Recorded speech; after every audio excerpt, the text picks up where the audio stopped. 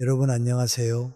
오늘 밤 우리는 부모와 자식이라는 세상에서 가장 가깝고도 먼 관계의 틈새를 들여다보려 합니다. 깊은 밤, 창밖에 소음마저 잦아든 이 시간은 우리 가슴 속에 묻어두었던 서운함이 고개를 드는 때이기도 하죠. 우리는 평생 자식을 위해 모든 것을 내어주며 살아왔지만 어느 순간 정신을 차려보니 자식의 눈치를 살피며 조심스럽게 말문을 여는 스스로를 발견하게 됩니다.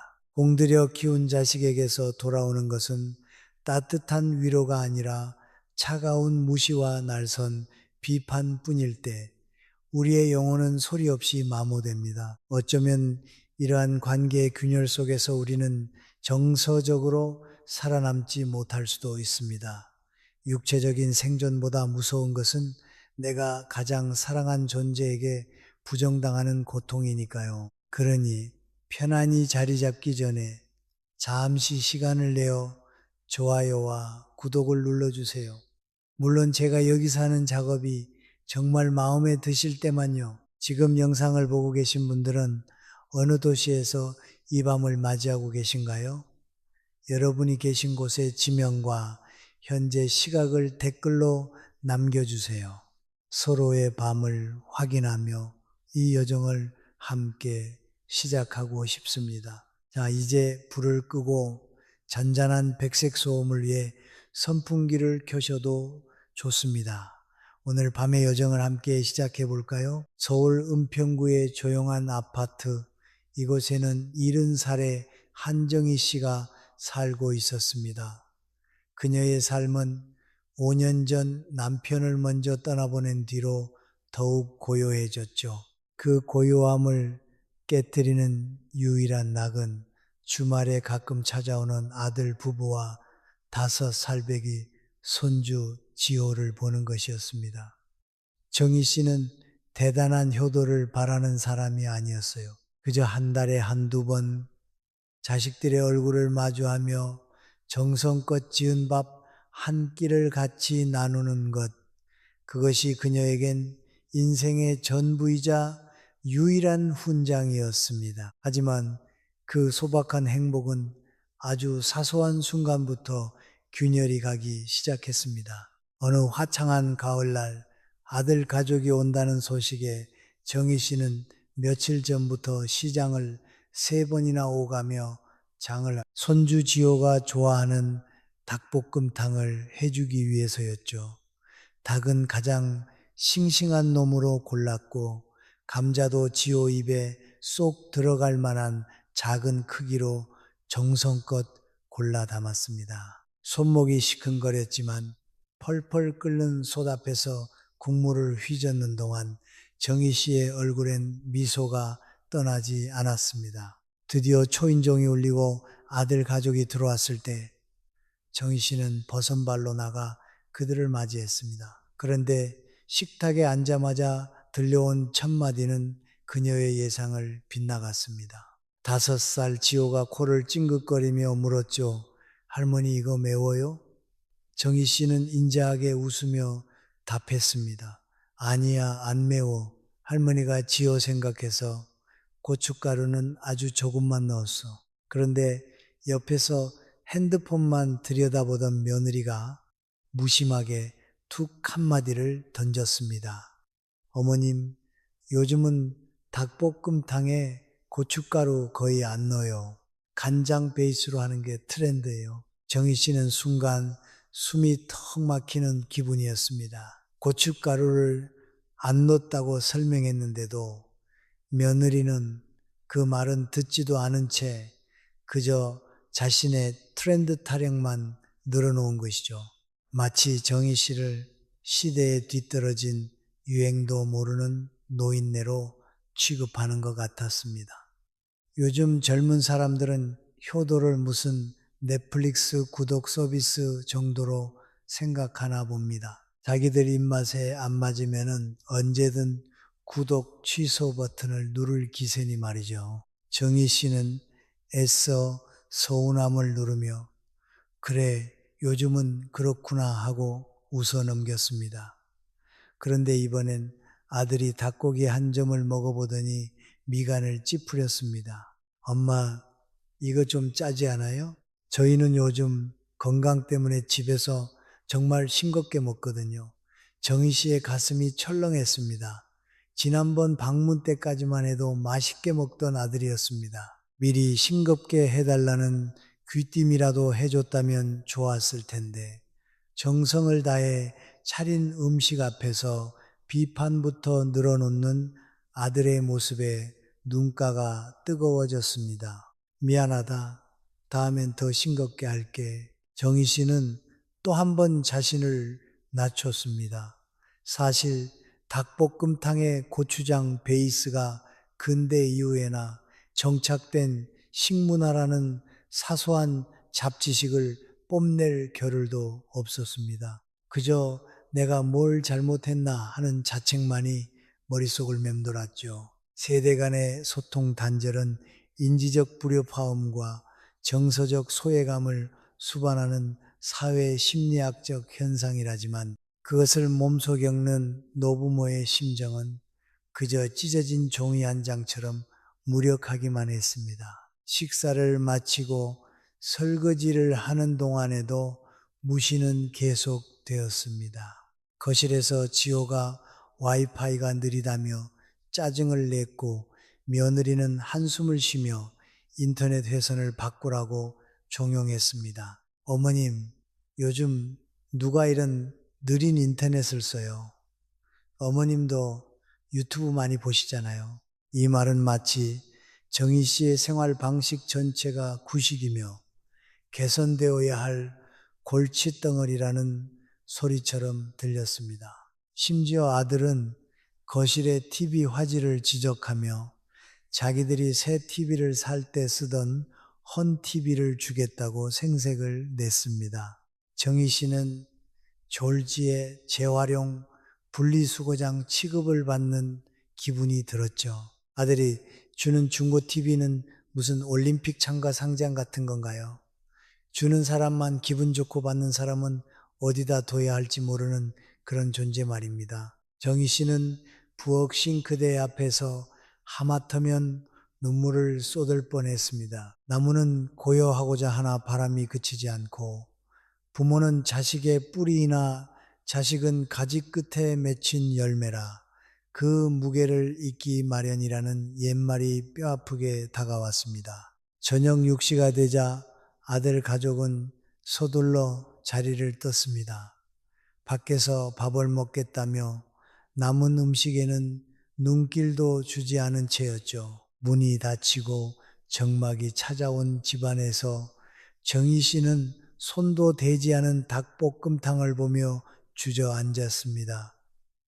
내가 뭘 잘못한 거지? 그녀는 스스로에게 물었습니다. 음식간을 맞추지 못한 것일까요? 아니면 인터넷 회선을 미리 업그레이드하지 못한 것일까요? 하지만 정희 씨가 느낀 통증의 본질은 그런 물질적인 것이 아니었습니다. 그것은 존중의 결핍이었습니다. 자식들이 자신을 대하는 태도가 사랑하는 부모가 아니라 관리 대상 혹은 훈계의 대상으로 변해버렸다는 사실이 그녀를 가장 아프게 했습니다. 자식들은 아기가 없었을지도 모릅니다. 하지만 그 무심함이 쌓여 부모의 자존감을 갉아먹는 것이죠. 정희 씨는 그날 밤 텅 빈 거실에서 차가운 공기를 마시며 자신이 점점 투명 인간이 되어가고 있다는 공포에 휩싸였습니다. 그날 밤 정희 씨는 좀처럼 잠들 수가 없었습니다. 침대에 누워 천장을 바라보면 자꾸만 아까의 풍경들이 스크린처럼 되풀이 되었습니다. 며느리의 무심한 말투, 아들의 찌푸린 미간, 그리고 손주 지호의 짜증 섞인 목소리까지 내가 뭘 잘못한 걸까? 고춧가루를 안 넣었다고 분명히 말했는데도 며느리는 자기 말만 늘어놓았습니다. 간을 맞춰서 했는데도 아들은 짜다며 건강 타령을 했죠. 가만히 생각해 보면 요즘 애들에게 부모는 가끔 현금 인출기와 무료 보육센터 사이 어디쯤 있는 서비스 직종으로 보이나 봅니다. 서비스가 마음에 안 들면 별점 1점이라도 남길 기세니까요. 새벽 4시가 넘어서야 겨우 잠이 들었지만 다음 날 아침 거울 속에 정희 씨는 눈밑이 퀭한 채로 깨어났습니다. 하루 종일 집안에만 밝혀 있었습니다. 청소를 해도 설거지를 해도 손만 기계적으로 움직일 뿐 마음은 저 멀리가 있었죠. 아들에게 전화를 걸어 서운함을 말해볼까 하다가도 돌아올 반응이 뻔해 관두었습니다. 엄마는 또 예민하게 왜 그래요? 라는 말 한마디에 가슴이 더 찢어질까 두려웠던 겁니다. 그렇게 사흘, 나흘이 지났지만 아들에게선 문자 한 통 없었습니다. 정희 씨는 점차 자신이 쓸모없는 존재처럼 느껴지기 시작했습니다. 사회문화적 아비투스의 전이에 따른 세대 간 가치관의 충돌이라는 거창한 학술적 문구가 무색하게도 정희 씨가 느끼는 것은 그저 시린 고독이었습니다. 나무 그늘은 지친 이들을 위함이요. 부모의 마음은 은혜를 모르는 자식을 위함이라지만 그 그늘마저 말라 죽을 것만 같았습니다. 일주일째 되던 목요일 아침 정희 씨는 이대로는 안 되겠다 싶어 공원으로 나갔습니다.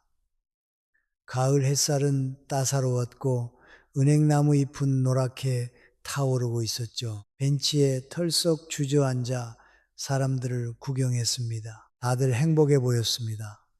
강아지를 산책시키는 할아버지도 조깅하는 청년들도 저마다의 생기가 넘쳤죠. 정희 씨만 세상에서 뚝 떨어진 외딴섬 같았습니다. 그때였습니다. 어머, 정희 씨 아니에요? 뒤에서 반가운 목소리가 들렸습니다. 고개를 돌린 이 같은 아파트 일동에 사는 김순희 씨였습니다. 순희 씨는 정희 씨보다 3살 많은 73살이었지만 항상 당당하고 기품이 넘치는 분이었습니다. 순희 씨, 안녕하세요. 정희 씨가 힘없이 웃자 순희 씨가 옆자리에 앉으며 가방에서 따뜻한 봉투를 꺼냈습니다. 호떡 하나 드실래요? 방금 구운 건데 향이 아주 좋아요. 정희 씨는 거절하려다 순희 씨의 따뜻한 눈빛에 못 이겨 호떡을 베어 물었습니다. 여기서 잠깐, 우리가 흔히 먹는 호떡이 19세기 말 이모군란 때 들어온 중국 상인들에 의해 전파되었고 오랑캐 호자를 써서 호떡이라 불리게 되었다는 사소한 잡지식을 떠올릴 여유도 없이 달콤한 설탕이 입안을 채웠습니다. 사실 아들놈들은 지들이 먹는 배달 앱 리뷰는 그렇게 정성껏 쓰면서 엄마가 사흘 밤낮 끓인 곰국엔 괜찮네 한마디면 끝이죠. 그런 무심한 자식들보다 이 낯선 이웃의 호떡 하나가 더 큰 위로가 된다는 게 참 아이러니했습니다. 순희 씨가 정희 씨의 얼굴을 물끄러미 보더니 조용히 물었습니다. 정희 씨, 무슨 고민 있죠? 자식들 때문에 마음고생하는 거 아니에요? 정희 씨는 깜짝 놀랐습니다. 어머, 어떻게 아셨어요? 순희 씨는 씁쓸하게 웃었습니다. 나도 작년에 똑같은 일을 겪었거든요. 우리 큰애가 명절에 와서 집안이 낡았네, 타일이 깨졌네 하며 사사건건 지적을 하더라고요. 가만히 듣다 보니 우리 집이 무슨 철거 대상 건물인 줄 알았지 뭐예요. 순희 씨의 농담 섞인 고백에 정희 씨는 자기도 모르게 눈시울이 붉어졌습니다. 그동안 눌러왔던 서운함이 본물 터지듯 흘러나왔습니다. 닭볶음탕 이야기, 인터넷 회선 이야기, 그리고 그 투명 인간 취급당하던 서러움까지 말이죠. 정희 씨의 이야기를 묵묵히 듣던 순희 씨는 그녀의 등을 토닥여 주었습니다. 정희 씨 있잖아요.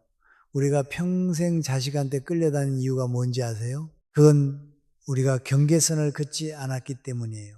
경계선이라니 정희 씨는 어리둥절했습니다. 우리는 자식이라는 이유로 가족이라는 이름으로 모든 무례함을 다 받아줬어요. 참는 게 미덕인 줄 알았죠.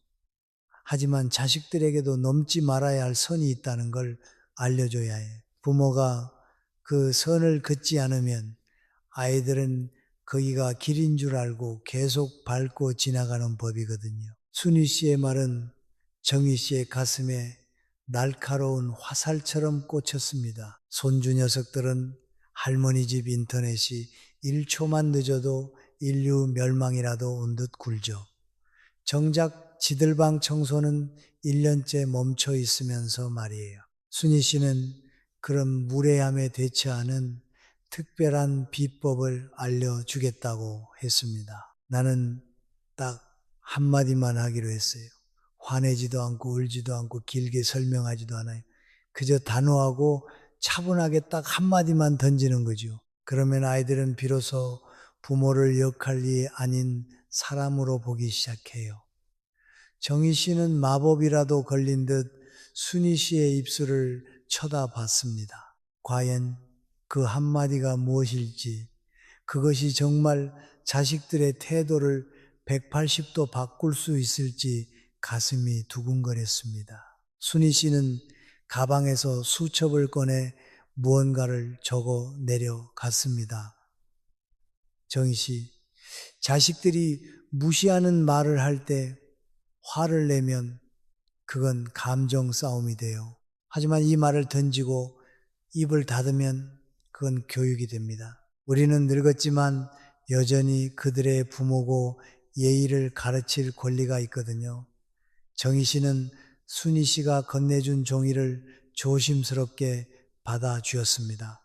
그 종이에는 짧지만 묵직한 문장들이 적혀 있었죠.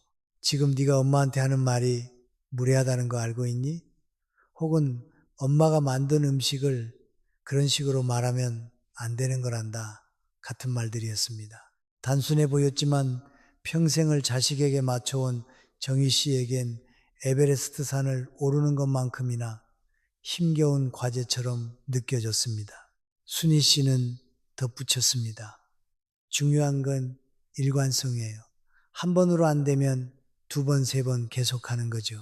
부모의 권위는 목소리를 높이는 데서 오는 게 아니라 흔들리지 않는 태도에서 오는 거니까요. 가을바람이 살랑 불어와 정희 씨의 머리칼을 건드렸습니다. 벤치에 앉아있는 두 노년의 여인 사이로 묘한 동질감과 희망이 흘렀습니다. 정희 씨는 손에 쥔 종이를 꼭 쥐었습니다. 왠지 모를 용기가 샘솟았습니다. 나도 할 수 있을까? 나도 존중받는 부모가 될 수 있을까? 집으로 돌아오는 길 정희 씨의 발걸음은 이전보다 훨씬 가벼웠습니다. 이제 그녀는 더 이상 외딴 섬이 아니었습니다. 자신을 지킬 무기를 손에 넣은 전사와도 같았죠. 집으로 돌아온 정희 씨는 가장 먼저 냉장고 문에 그 종이를 붙였습니다. 자석으로 꾹 눌러 고정시킨 그 작은 종이 한 장이 마치 그녀의 삶을 지켜줄 최후의 방어선처럼 느껴졌죠. 매일 아침 정희 씨는 물을 마시러 갈 때마다 그 문장들을 소리 내어 읽었습니다. 엄마가 만든 음식을 그런 식으로 말하면 안 되는 거란다. 방식은 다를 수 있어. 하지만 말은 조심해야지. 지금 네가 엄마한테 하는 말이 무례하다는 거 알고 있니? 처음에는 입안에서 맴도는 말들이 너무나 어색했습니다. 평생을 그래 미안하다. 내가 더 잘할게 라는 말로 점철해온 그녀에게 자신의 권리를 주장하는 말들은 마치 몸에 맞지 않는 화려한 무대 의상을 입은 것처럼 불편하기만 했습니다. 거울 앞에 서서 연습을 시작했습니다. 거울 속에는 세월의 풍파를 고스란히 맞은 조금은 지치고 생기 없는 노년의 여성이 서 있었죠. 정희 씨는 그 모습이 안쓰러워 자기도 모르게 한숨을 내뱉었습니다. 여기서 사소한 잡지식 하나를 짚고 넘어가자면 우리가 거울을 볼 때 뇌는 실제보다 약 20% 정도 더 예쁘거나 잘생겨 보이게 보정 작업을 거친다고 합니다. 그런데도 거울 속 정희 씨의 모습이 초라해 보였다는 건 그녀의 마음이 얼마나 깊은 수렁에 빠져 있었는지를 짐작케 하죠. 사실 요즘 아이들은 자기들 셀카 보정에는 30분씩 공을 들이면서 부모님 얼굴에 깊게 펜주름을 보정해 줄 마음의 여유는 없는 모양입니다. 하긴 부모님은 기본 필터처럼 늘 그 자리에 있는 존재라고 착각하며 사니까요. 정희 씨는 목소리 톤을 조절했습니다.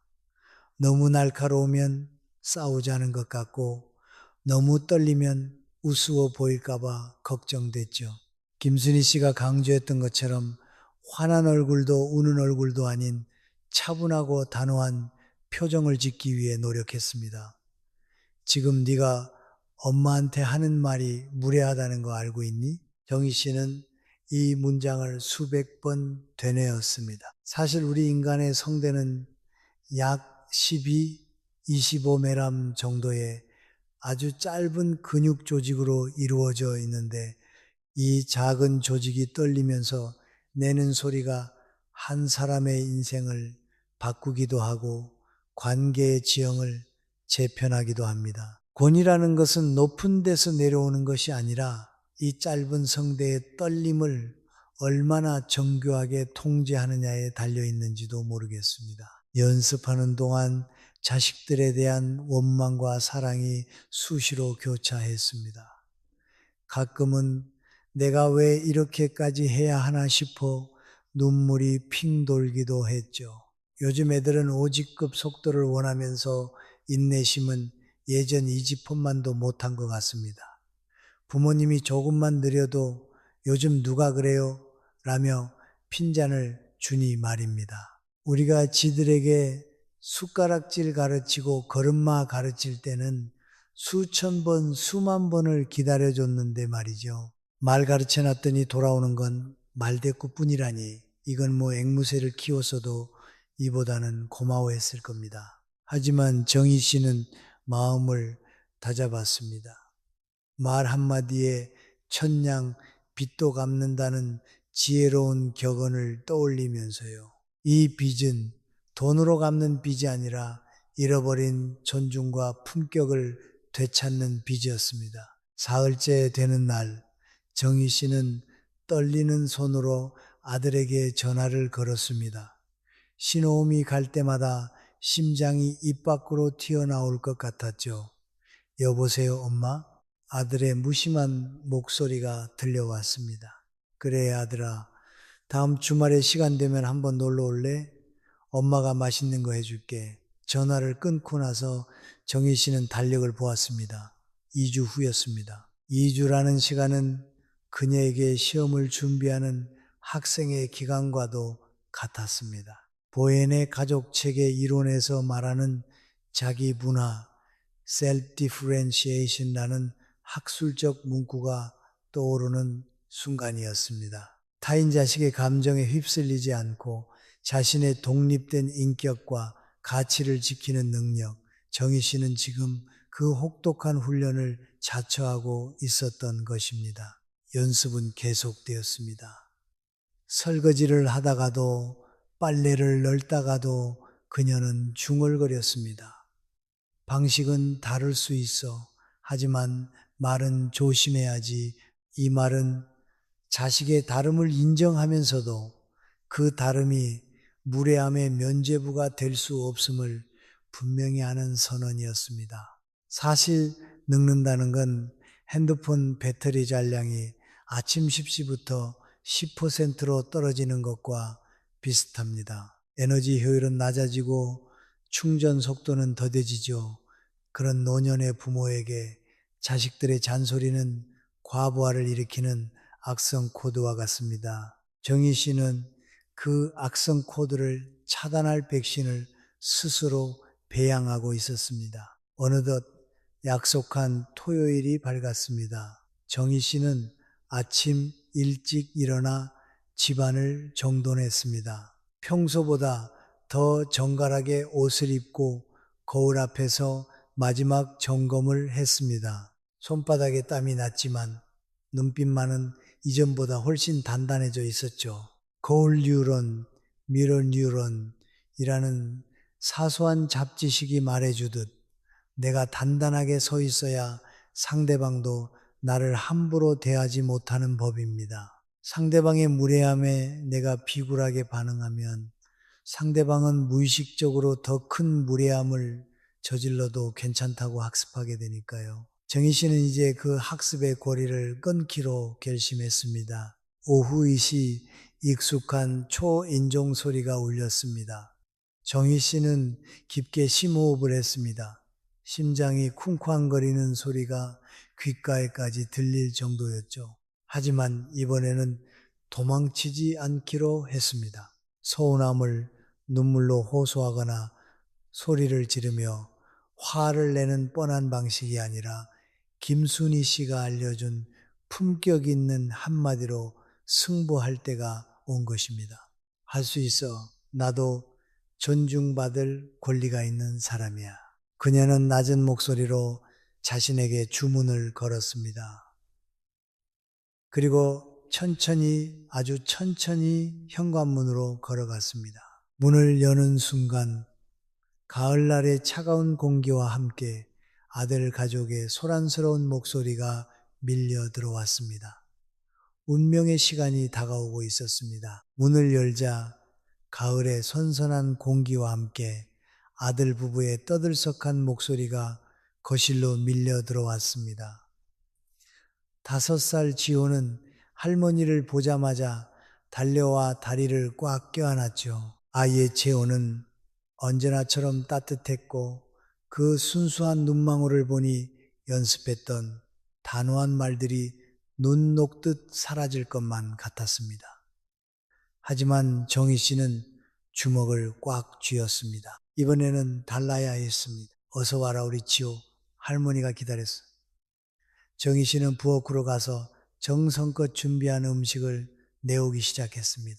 지난번 아들의 불평을 잊지 않고 이번에는 간을 아주 심심하게 맞춘 된장찌개와 생선구이를 준비했습니다.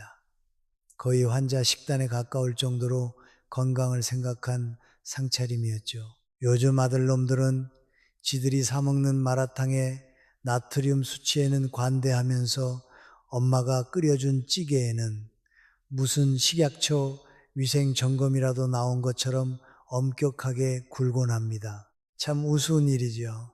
자기 몸에 들어가는 독소보다 엄마의 정성 속에 들어있는 소금 한 꼬집이 더 무서운 모양입니다. 다들 식탁에 둘러앉아 숟가락을 들었습니다. 정희 씨의 심장은 마치 고장난 엔진처럼 불규칙하게 요동치고 있었죠. 드디어 아들이 된장찌개를 한 입 뜨더니 고개를 갸웃거렸습니다. 엄마 이번엔 간이 너무 안 맞는데요. 지난번엔 좀 짜더니 이번엔 너무 맹물 같아요. 저희가 싱겁게 먹는다고는 했지만 이건 좀 심하잖아요. 아들은 악에 없는 하지만 듣는 사람의 가슴을 후벼 파는 말투로 투덜거렸습니다. 정희 씨의 목구멍까지 뜨거운 무언가가 치밀어 올랐습니다. 네가 싱겁게 해달라며 라는 호통이 입술 끝까지 차올랐지만 그녀는 심호흡을 하며 김순희 씨의 얼굴을 떠올렸습니다. 여기서 화를 내면 패배하는 겁니다.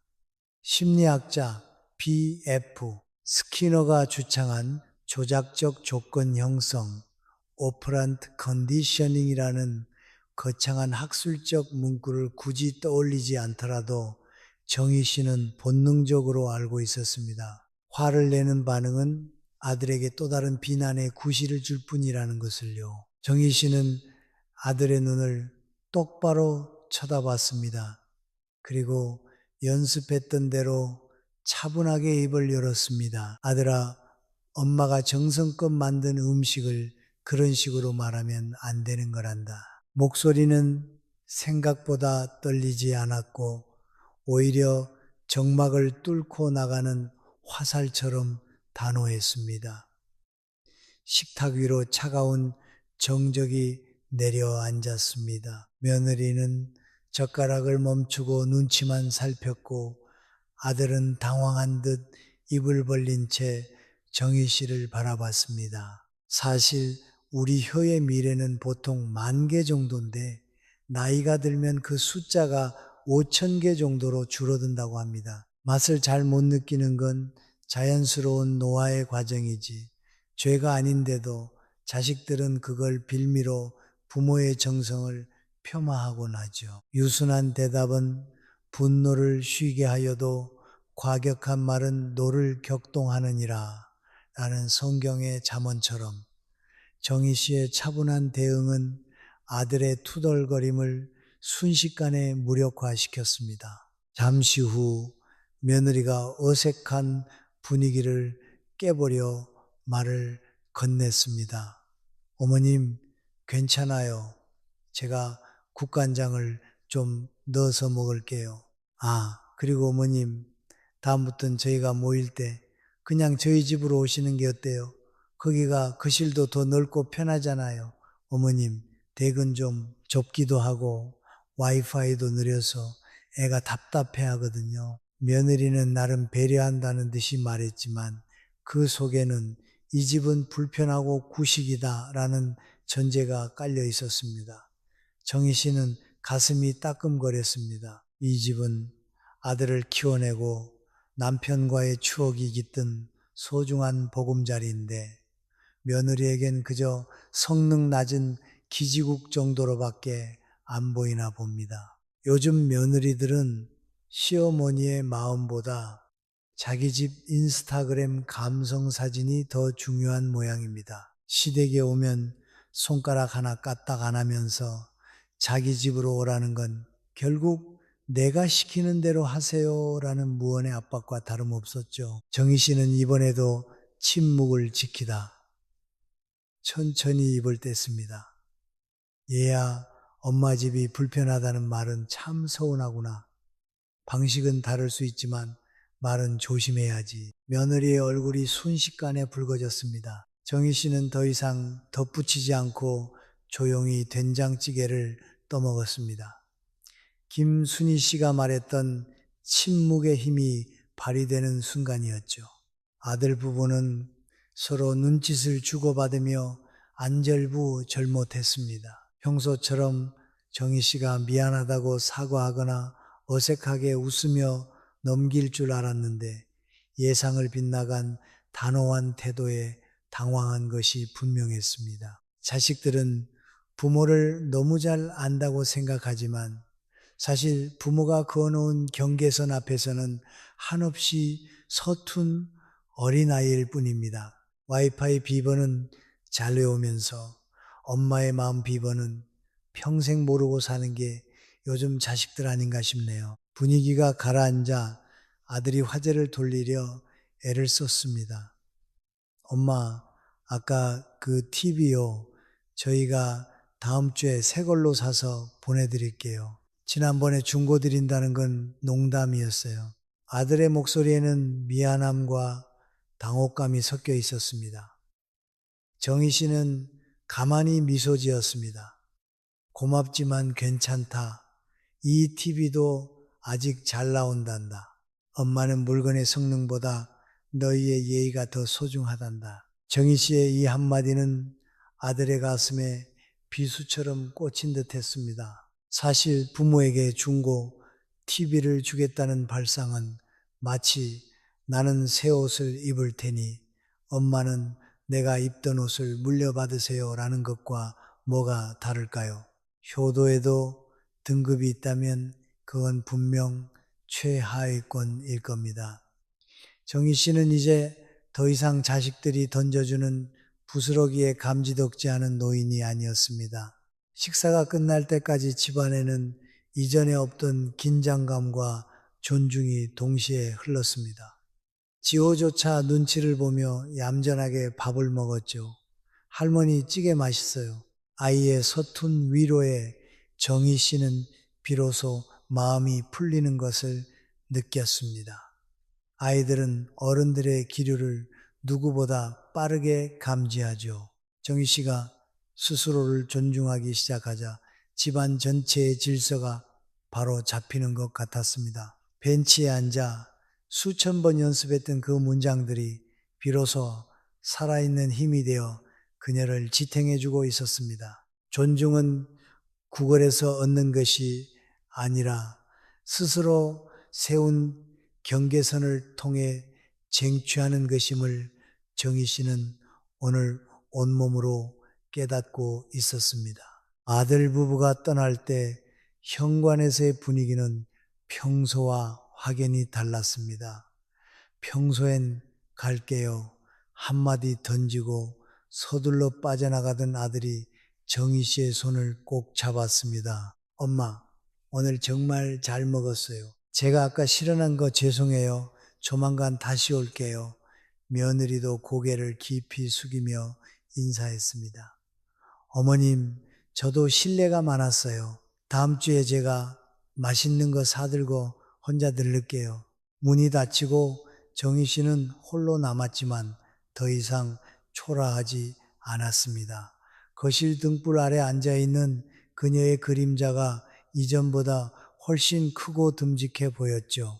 떨리는 목소리로 세운 품격의 선은 자식들의 태도를 바꾸었을 뿐만 아니라 정희 씨 자신의 영혼까지 치유하고 있었습니다. 밤은 깊었지만 그녀의 가슴 속엔 밝은 희망의 불꽃이 타오르고 있었습니다. 그로부터 1년이라는 시간이 흘렀습니다. 정희 씨의 거실 창밖에는 다시금 낙엽이 흩날리고 있었지만 집안의 공기는 1년 전의 그 시리고 날선 정막과는 사뭇 달랐습니다. 이제 일요일 오후면 아들 가족이 찾아오는 것이 정희 씨에게는 숙제가 아닌 진정한 축제가 되었습니다. 아들은 이제 현관에 들어서자마자 엄마 이번 주엔 무릎 좀 어떠셨어요?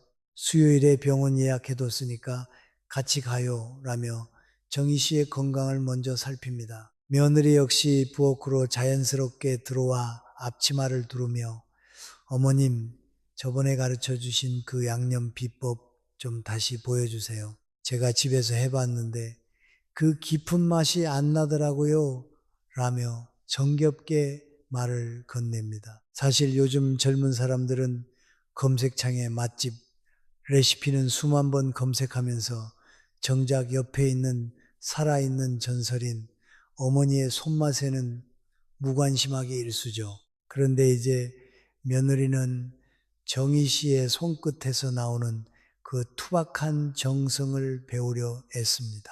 식탁에 둘러앉았을 때 5살 지호가 김치찌개를 한 입 먹고는 할머니 이거 조금 매워요 라고 외칩니다. 예전 같았으면 며느리가 옆에서 어머님 애 먹을 건데 너무 맵게 하셨네요 라고 핀잔을 줬을 상황이었죠. 하지만 지금 며느리는 지호의 머리를 쓰다듬으며 조용히 타이릅니다. 지호야, 할머니가 널 위해서 정성껏 만드신 거야. 맵다면 물을 조금 섞어달라고 예의 바르게 말씀드려야지.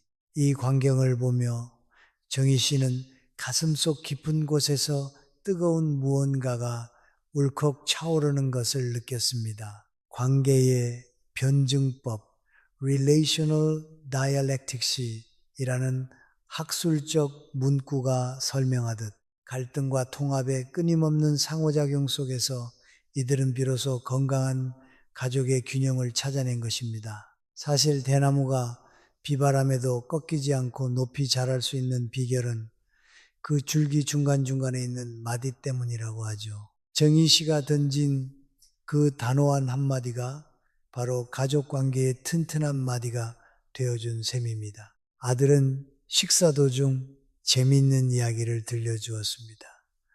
엄마, 저 사실 회사에서도 엄마가 가르쳐 주신 그 한마디를 써먹고 있어요. 요즘 후배들이 가끔 선을 넘을 때가 있거든요. 예전엔 화부터 냈는데 이제는 차분하게 지금 자네가 나한테 하는 행동이 무례하다는 거 알고 있나? 라고 딱 한마디만 해요. 그러면 다들 깜짝 놀라면서 태도를 바로잡더라고요. 정희 씨는 빙그레 웃었습니다.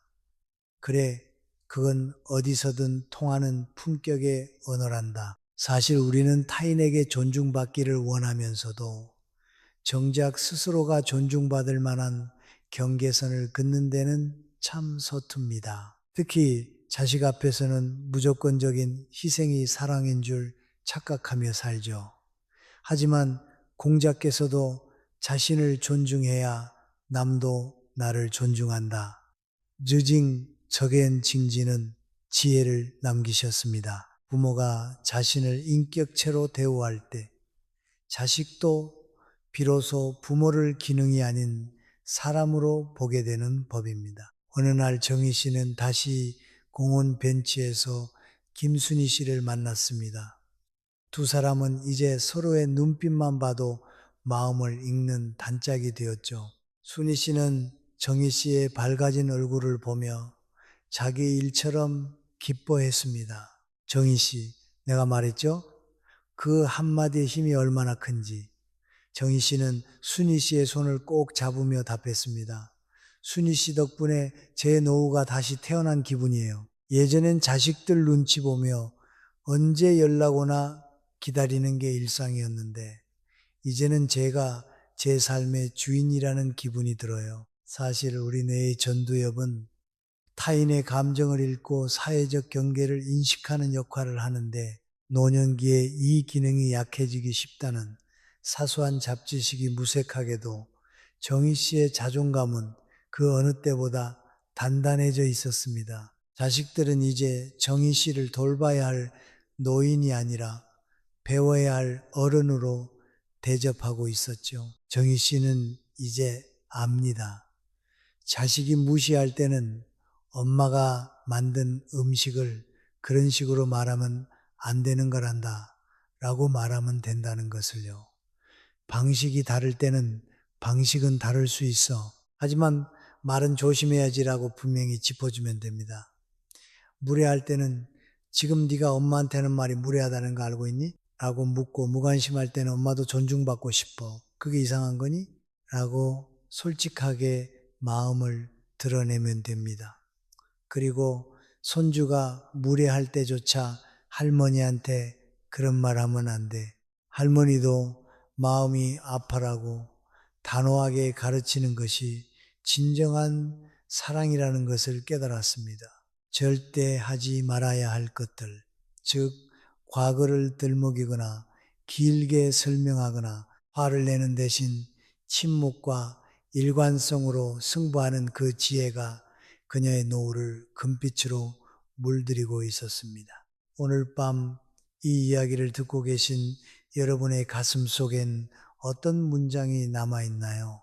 혹시 지금 이 순간에도 자식의 무심한 말 한마디에 베인 상처를 혼자 어루만지고 계시지는 않나요? 정희 씨가 그랬던 것처럼 여러분도 할 수 있습니다. 칠순의 나이에도 새로운 언어를 배우고 인생의 궤도를 수정할 수 있었던 그녀의 용기가 여러분에게도 깃들기를 바랍니다. 부모라는 이름 아래 모든 것을 인내하고 사귀는 것만이 능사는 아닙니다. 때로는 품격 있는 침묵과 단호한 한마디가 천마디 잔소리보다 더 깊은 울림을 자식의 영혼에 새길 수 있습니다. 여러분은 충분히 존중받을 자격이 있는 분들입니다.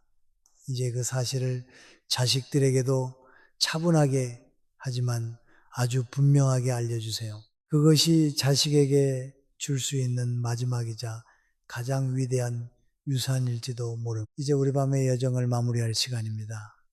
정희 씨의 거실 등에 하나둘 불이 꺼지고 깊은 정막이 다시 찾아왔네요. 하지만 1년 전에 그 차가운 정막과는 다릅니다. 이제 그곳에는 서로를 향한 존중과 이해의 온기가 잔잔하게 흐르고 있습니다. 이 이야기를 듣는 당신의 마음에도 그런 따스한 온기가 가득 차오르길 바랍니다. 이제 무거운 마음의 짐은 내려놓으세요. 당신이 키워온 그 세월은 결코 헛되지 않았고 당신의 존재 자체만으로도 이미 충분히 고귀합니다. 밤하늘의 별들이 당신의 지친 어깨를 토닥여 주는 것 같네요.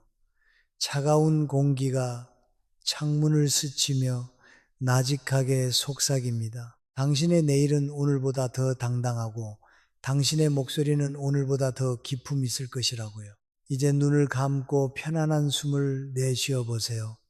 당신의 꿈속에는 예의 바른 자식들의 미소와 당신이 가꾼 평화로운 정원이 펼쳐질 것입니다. 포근한 이불의 감촉을 느끼며 천천히 깊은 잠의 세계로 빠져드세요. 당신의 밤이 고요하고 평안하기를, 그리고 내일 아침 거울 앞에 당신이 스스로를 향해 환하게 미소 지을 수 있기를 진심으로 바랍니다. 오늘 밤도 함께 해주셔서 감사합니다.